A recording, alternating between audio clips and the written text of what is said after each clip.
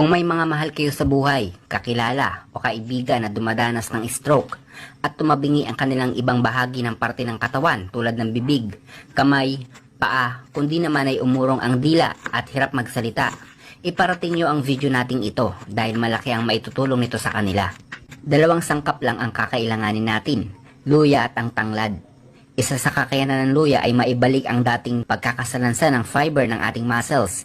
Nagagawa din itong mapakalma ang mga stress at sobrang banat nating mga litid at muscles. Nagpapaganda din ito ng ating puso. Nagpapaganda ng bomba ng ating puso.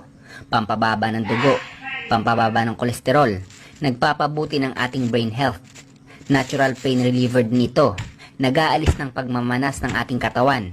Lunas sa rayuma at nagbabalik ng gana sa ating pagkain. Habang ang tanglad naman ay nagagawa ding magpababa ng kolesterol sa ating katawan, nagbabalanse ng ating blood pressure, detoxifier ng ating buong katawan, take note, buong katawan, nag-aalis din ng ating rayuma. Sa kabuuan, ang dalawang ito ay malaki ang maitutulong sa ating katawan, specifically sa taong na stroke at nagkaroon ng problema sa kanilang katawan. Uminom lang nito ng 2 beses sa isang araw. Umaga walang laman ang tiyan at sa gabi bago matulog. Kung mababa ang dugo, 1 baso lamang sa isang araw. Napakalaki din ang maitutulong ng pagmasahe ng katawan ng taong na stroke kahit 3 beses sa isang linggo.